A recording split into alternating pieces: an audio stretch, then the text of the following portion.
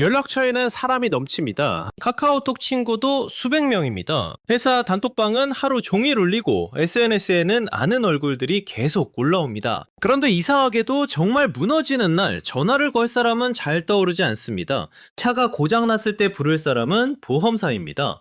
몸이 아플 때 찾는 건 검색창입니다. 마음이 무너질 때 켜는 건 유튜브입니다. 우리는 수많은 사람과 연결되어 있는 것처럼 보이지만 정작 가장 힘든 순간에는 혼자입니다. 이상하지 않나요? 인류 역사상 이렇게 연락하기 쉬운 시대는 없었습니다. 버튼 하나면 메시지가 가고 얼굴도 볼 수 있고 몇 초 만에 안부를 물을 수 있습니다.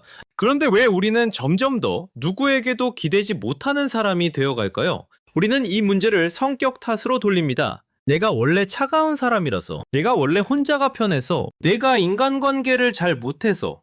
하지만 80년 넘게 이어진 한 의학 연구는 전혀 다른 결론을 보여줍니다. 사람을 마지막까지 지키는 건 돈도 아니고 명성도 아니고 똑똑함도 아니었습니다. 심지어 중년의 콜레스테롤 수치보다 더 강력하게 노년의 건강을 예측한 것이 있었습니다. 바로 관계의 질이었습니다. 그러니까 조금 잔인하게 말하면 이렇습니다. 당신이 얼마나 열심히 살았는지 보다 당신이 무너질 때 누구에게 마음을 보낼 수 있는지가 훨씬 중요할 수 있다는 겁니다. 하지만 여기서 또 오해하면 안 됩니다. 친구가 많아야 행복하다는 뜻이 아닙니다. 매일 약속을 잡고 사람을 만나야 한다는 뜻도 아닙니다. 인맥을 넓히라는 말은 더더욱 아닙니다. 행복한 사람들은 관계를 많이 가진 사람들이 아니라 관계를 방치하지 않는 사람들이었습니다. 그들은 매일 아주 작은 방식으로 누군가와 연결되어 있었습니다. 안부를 묻고 고마움을 표현하고 마음이 끊어지지 않게 작은 신호를 보냈습니다. 어쩌면 행복은 우리가 생각한 것처럼 인생의 큰 사건에서 오는 게 아닐지도 모릅니다. 승진하는 날, 돈을 많이 버는 날, 모두에게 인정받는 날이 아니라 오늘 누군가에게 잘 지내? 라고 묻는 그 짧은 순간에서 시작되는지도 모릅니다. 저녁 8시 17분입니다. 당신은 퇴근하고 아파트 엘리베이터 앞에 서 있습니다. 하루 종일 사람들 속에 있었습니다. 상사와 이야기했고, 동료와 회의했고, 거래처와 통화했고, 단톡방에서는 계속 알림이 울렸습니다. 분명 혼자 있었던 시간은 거의 없었습니다. 그런데 이상하게 마음은 텅 비어 있습니다. 휴대폰을 열어봅니다. 회사 단톡방 알림이 있습니다. 배송 완료 문자가 있습니다. 카드 결제 알림도 있습니다. 광고 메시지도 있습니다. 그런데 정작 당신의 하루를 묻는 메시지는 없습니다. 집에 들어와 불을 켭니다. 냉장고에서 반찬을 꺼내고 유튜브를 틀어놓고 아무 생각 없이 밥을 먹습니다. 화면에서는 누군가 웃고 떠드는데 방 안은 이상하게 조용합니다. 이상하죠? 우리는 하루 종일 연결되어 있는 것 같은데 정작 마음을 기댈 곳은 점점 줄어듭니다. 기쁜 일이 생겨도 바로 떠오르는 사람이 예전보다 적습니다. 힘든 일이 있어도 괜히 부담 줄까봐 말하지 않습니다. 보고 싶은 사람이 있어도 먼저 연락하면 내가 아쉬운 사람처럼 보일까봐 망설입니다. 그러다 어느 순간 이런 생각이 듭니다. 내가 원래 이렇게 차가운 사람이었나? 내가 인간관계를 잘 못하는 사람인가? 아닙니다. 외로운 사람은 꼭 혼자 있는 사람이 아닙니다. 누구에게도 진짜 마음을 보낼 수 없는 사람이 외로운 겁니다. 1938년 하버드는 한 가지 거대한 연구를 시작합니다. 사람의 인생을 아주 오랫동안 따라가 보면 무엇이 인간을 행복하고 건강하게 만드는지 알 수 있지 않을까. 이 연구는 훗날 하버드 성인 발달 연구라고 불리게 됩니다. 연구진은 724명의 삶을 수십 년 동안 추적했습니다. 그들의 직업, 결혼, 건강, 돈, 인간관계, 정신 상태를 계속 관찰했습니다. 그리고 시간이 흐르며 놀라운 사실이 드러났습니다. 50세 때의 관계 만족도가 80세 때의 건강을 강하게 예측했습니다. 콜레스테롤 수치보다도 관계의 질이 노년의 행복과 건강을 더 잘 설명한 겁니다. 연구를 이끈 하버드 의대 정신과 교수 로버트 월딩어는 이렇게 말합니다. 좋은 관계는 우리를 더 행복하게 만들고 더 건강하게 만든다고요. 중요한 건 친구 숫자가 아니었습니다. 결혼을 했느냐 안 했느냐도 핵심이 아니었습니다.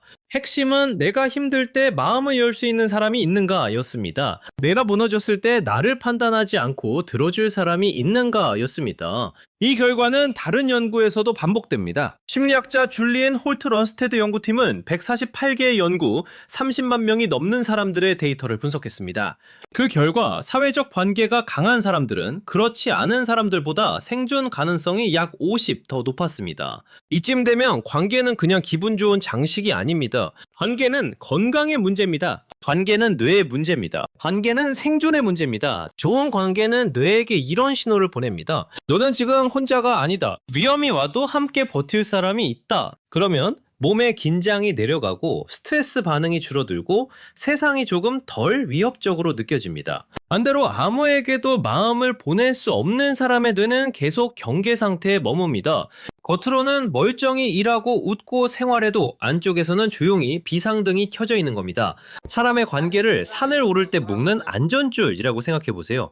혼자 산을 오를 수도 있습니다. 실제로 어느 정도까지는 혼자 올라가는 게 더 빠를 때도 있습니다. 누군가를 기다릴 필요도 없고 보폭을 맞출 필요도 없고 내 속도대로 가면 되니까요. 그래서 우리는 혼자 버티는 삶이 더 효율적이라고 착각합니다.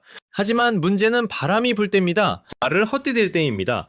갑자기 길이 무너질 때입니다. 그때 안전줄이 있는 사람은 잠깐 흔들릴 수는 있어도 완전히 떨어지지는 않습니다. 반대로 아무와도 연결되어 있지 않은 사람은 작은 실수 하나에도 끝없이 굴러떨어집니다. 좋은 관계는 나를 끌고 올라가는 사람이 아닙니다. 내 인생을 대신 살아주는 사람도 아닙니다. 내가 미끄러지는 순간 완전히 추락하지 않게 붙잡아주는 안전줄입니다. 행복한 사람들은 매일 엄청난 일을 하는 게 아닙니다. 그들은 이 안전줄이 낡아 끊어지지 않도록 조금씩 확인합니다. 작은 안부를 보내고 작은 고마움을 전하고 작은 마음을 놓치지 않습니다. 결국 행복은 인생을 완벽하게 만드는 기술이 아니라 내가 무너지는 날 완전히 혼자가 되지 않도록 관계의 줄을 매일 살피는 기술일지도 모릅니다. 그런데 우리는 왜 이렇게 중요한 관계를 자꾸 뒤로 미룰까요? 진짜 문제는 당신이 차가운 사람이어서가 아닙니다. 당신이 인간관계를 못해서도 아닙니다. 진짜 문제는 성과 중심 사회가 우리에게 관계를 부가활동처럼 가르쳤다는 데 있습니다.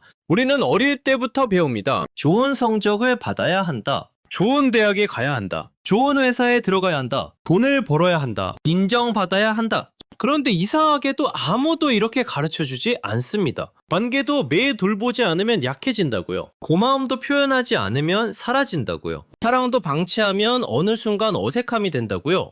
우리는 성과는 관리하면서 관계는 알아서 유지될 거라고 착각합니다. 운동을 안 하면 근육이 줄어듭니다. 햇빛을 안 받으면 식물이 시듭니다. 마찬가지로 연락하지 않은 관계는 서서히 멀어집니다. 표현하지 않은 마음은 전달되지 않습니다. 미루기만 한 안부는 어느 순간 보내기 어려운 메시지가 됩니다. 그리고 우리는 그걸 성격 문제라고 착각합니다. 나는 원래 혼자가 편한 사람인가 봐. 나는 원래 표현을 잘 못하는 사람인가 봐. 나는 원래 사람들이랑 깊어지기 어려운 사람인가 봐. 하지만 아닙니다. 당신이 망가진 게 아닙니다. 당신은 그냥 너무 오래 관계보다 생존을 먼저 챙기며 살아온 겁니다. 그러니 지금 외롭다면 그건 당신이 약해서가 아닙니다. 먼저 연락하지 못했다고 해서 나쁜 사람이 된 것도 아닙니다. 힘든데도 누구에게 말하지 못했다고 해서 성숙한 사람인 것도 아닙니다. 우리는 너무 오래 혼자 버티는 법만 배웠습니다. 아프면 참고 힘들면 숨기고 보고 싶으면 티내지 않는 게 어른스러운 거라고 배웠습니다. 하지만 인간은 그렇게 만들어지지 않았습니다. 인간은 관계 안에서 안정되고 관계 안에서 회복되고 관계 안에서 자기 삶의 의미를 확인합니다. 혼자 잘 버티는 사람이 강한 사람이 아닙니다. 필요할 때 연결될 줄 아는 사람이 오래 무너지지 않습니다. 행복한 사람들은 특별히 완벽한 관계를 가진 사람들이 아닙니다. 그들은 관계가 끊어지기 전에 아주 작게 붙잡는 사람들입니다. 첫 번째 방법은 30초 안부 신호입니다. 하루에 딱 한 명에게 30초짜리 메시지를 보내는 겁니다. 길게 쓰지 않아도 됩니다. 답장을 기대하지 않아도 됩니다. 조언하지 않아도 됩니다. 그냥 존재를 확인해주면 됩니다. 오늘 문득 네 생각 났어. 요즘 바빠 보이던데 밥은 잘 챙겨 먹어? 너네 미가 해준 말이 생각났어. 고마웠어. 이 정도면 충분합니다. 중요한 건 완벽한 문장이 아닙니다. 끊어지지 않았다는 신호입니다.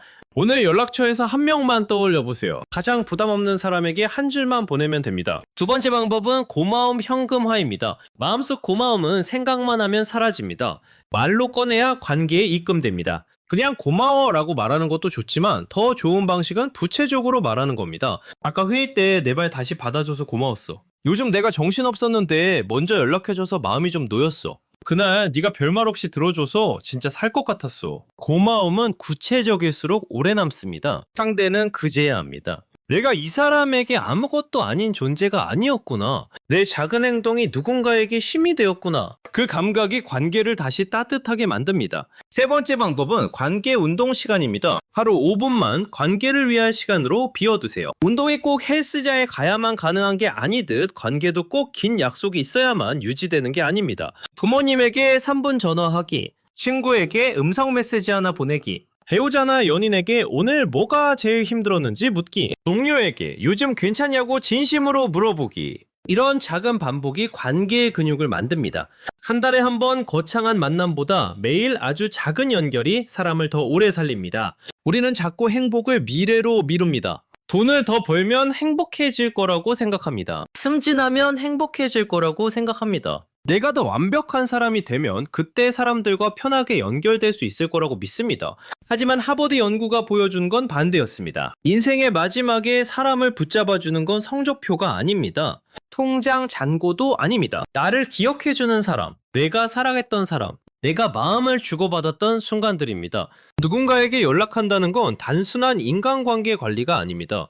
그건 내 삶이 고립되지 않도록 붙잡는 일입니다. 내 하루가 누군가의 하루와 이어져 있음을 확인하는 일입니다. 내가 혼자 성공하는 기계가 아니라 누군가와 연결되어 살아가는 인간임을 기억하는 일입니다. 행복은 언젠가 도착하는 목적지가 아닙니다. 오늘 누군가와 연결되는 방식에서 이미 시작됩니다. 오늘 3가지 방법 중에서 지금 바로 해볼 수 있는 것 하나만 댓글로 남겨주세요. 30초 안부 신호인지 고마움 현금화인지 관계 운동 시간인지 궁금합니다. 그리고 오랫동안 연락하지 못했지만 문득 떠오르는 사람이 있다면 이름은 쓰지 않아도 괜찮습니다. 그냥 한 명 떠올랐다고만 남겨주세요. 이런 이야기를 앞으로도 함께 나누고 싶으신 분들은 다음 영상도 놓치지 않게 함께 해주세요. 오늘도 끝까지 함께 해주셔서 감사합니다.